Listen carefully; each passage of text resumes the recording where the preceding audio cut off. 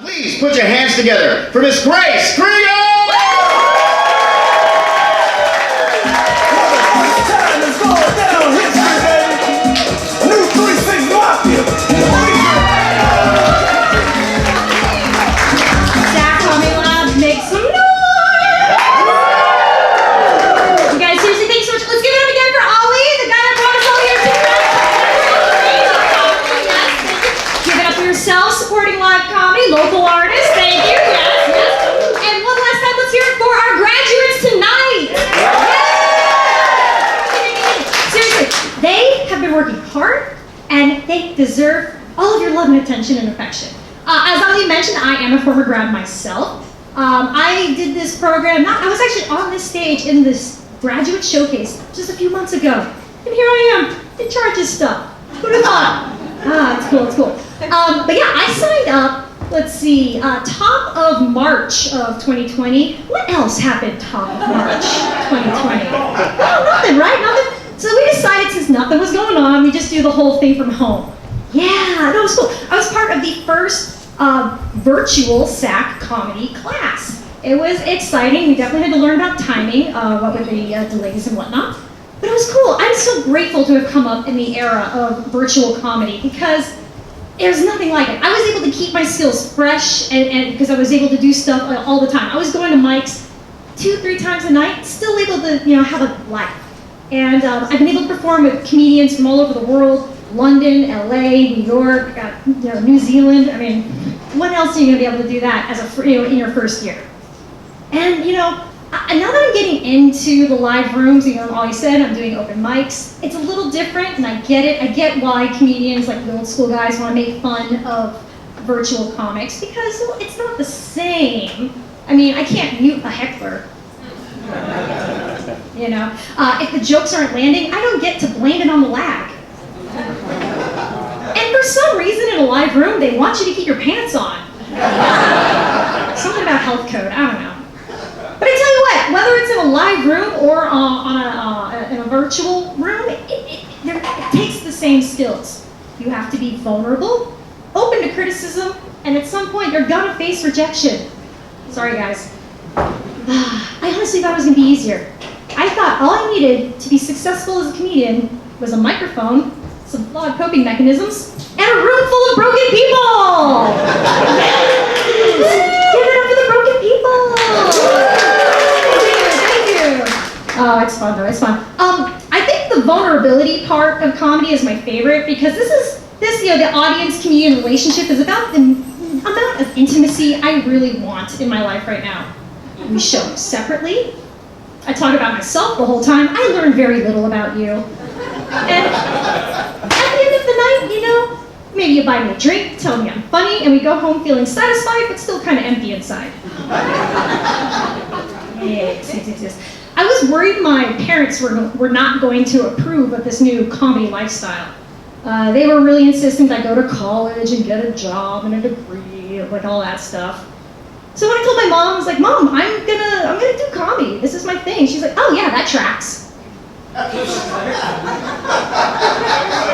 Mom, you need to get off TikTok. But she was like, no, yeah, seriously, you were always getting in trouble for being the class clown. Sure enough, last time I was home, she was showing me my old report cards. And you know how they have notes, like your behavioral things and whatnot. And it was like, oh, Grace is disruptive. Grace is inattentive. Grace's overuse of the rule of threes makes her word predictive and repetitive. Good note. Yes. I love it, though, I love it. By the way, speaking of hard work, I'm married. Yay! I love that inside, I love that. Do we have any other long-term partnerships? You don't have to be married, it could be your best friend, your roommate, taco truck owners. I mean, life is hard, get a buddy. Anyone? Let's hear it. Yes. Thank you. All right. How long? 35 years. Holy smoke. So what is the key to 35 years? We lived in separate states. Can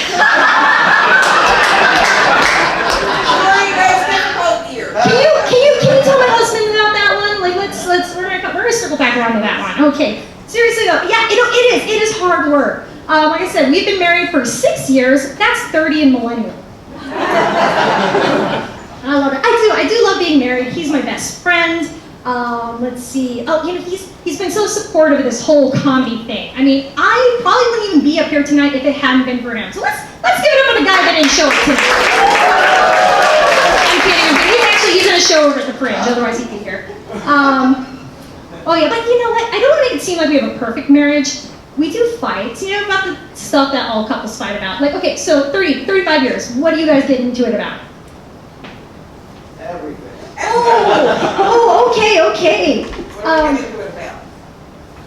He can't hear, obviously. He doesn't listen. Yeah.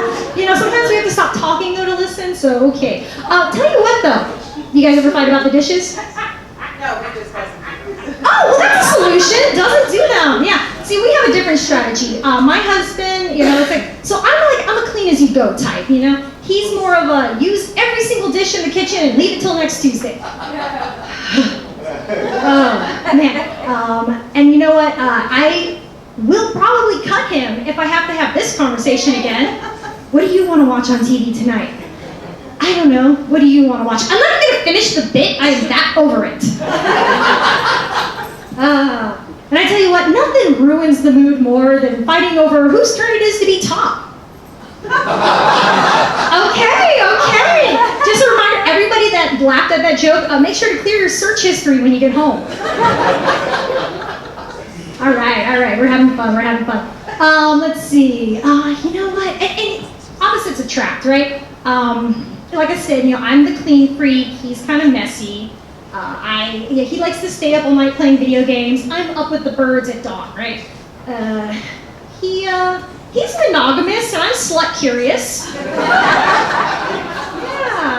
I never really could commit to the lifestyle though, you know, it's kind of scary, there's a lot of taboo around it. So instead, like when I was single, I practiced serial monogamy. I was just swinging from dick to dick like a thirsty Tarzan.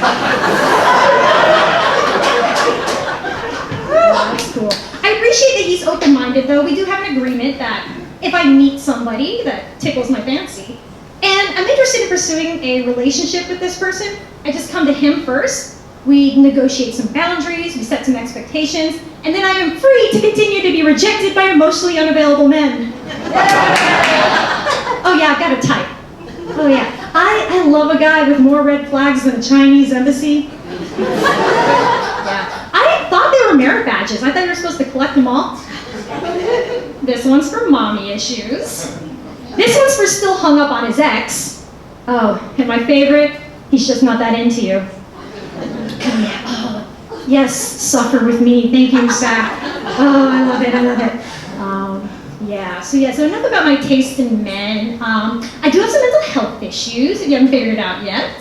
Like a lot of comedians though, it kind of trends. I have ADHD, attention deficit hyperactivity disorder. It makes it hard to sit still, focus, concentrate. I think I'm talking slow right now. It's cool though. I've been in therapy for a while and I really appreciate, you know, what that's done for me. You know, I think the best advice my therapist gave me was I need to stop going online and self-diagnosing. You know, so it was like the other day, I was pissed at my husband, right? And I was like, so I went on and I was like Googling, are you married to a narcissist? And it turns out he is. And that's why I do comedy. You know, actually my therapist broke up with me the other day. Cry for me, please. Yes, no, but it was we were in a session and she goes, Grace, what do you think about bringing an end to our time together? What did I do? Did I do something wrong? Like, no, please. It's just, Grace, calm down. You misunderstand me. You're doing so well. I don't think you need this anymore. Of course I need this. I need you. Oh my gosh, I can't get on without you. No, please, I will do anything. I will change. Just don't leave me. She goes, Grace, calm down. You're being a little codependent right now. Perfect. We can start there.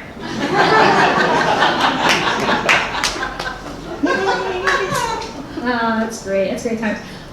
Before we get to our first comedian, I do want to share a little secret with you guys. I didn't always want to be a comic. That's right. When I was a little kid, I wanted to be an astronaut. It was the 90s, Star Trek was big. A lot of hope for humanity back then. But turns out you gotta be good at math for that kind of thing. I'm more of a shapes and colors kind of gal.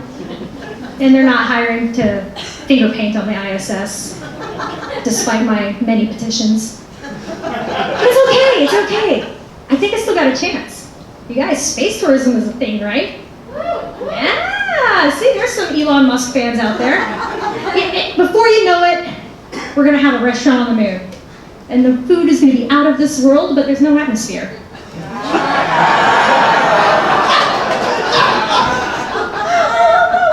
I still live on the kids' website. Yes. But seriously, I think if I stick with this whole comedy thing, I really could be the first comic on the moon. Okay, by your silence, I'm hearing make more realistic goals. So first, female comic on the moon. Thank you. Yeah. By the way, if anyone here is affiliated with NASA or SpaceX, I want you to know that I'm qualified because my jokes are a lot like a rocket ship. Fast and